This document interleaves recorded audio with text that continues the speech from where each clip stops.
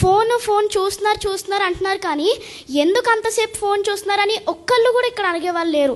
ఎందుకంటే ఇప్పుడు మీకు వారం మొత్తం పని చేస్తున్నారు, చాలా కష్టపడుతున్నారు, నేను అది తప్పనట్లేదు. ఒక డే మీకు హాలిడే దొరుకుతుంది, మొత్తం డే మొత్తం పనుకుంటారా మీరు? కొంచెమైనా ఒక 1 అవర్, కనీసం ఒక 1 అవర్ చిల్డ్రన్ కోసం టైం స్పెండ్ చేయాలి కదా.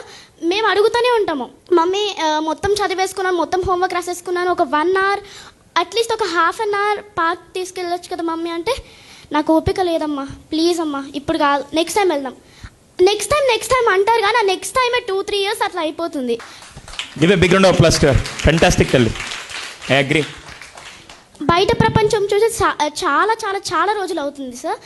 ప్రతిరోజు మేము మా డైలీ రొటీన్ అంటే పొద్దున్న లేచి స్కూల్కి వెళ్ళి వచ్చినాక మళ్ళీ హోంవర్క్ రాసుకొని ఆ ఫోన్, టీవీ, ఇంకంతే, ఇంకేం లేవు మాకు. బయట ప్రపంచాన్ని చూడాలి, అసలు ఏం జరుగుతుంది. నేను ఈవెన్ చూసాను కూడా, ఫోన్ చూసినప్పుడే వచ్చింది అది. యాక్చువల్గా ఒక 5th class గర్ల్ మొత్తం ప్రెషర్ పడుతుంది, అసలు ఫోన్ ఇవ్వట్లేదు, టీవీ ఇవ్వట్లేదు, బయటికి కూడా తీసుకెళ్ళట్లేదు అనేసి చనిపోయారు అనేసి నేను విన్నాను.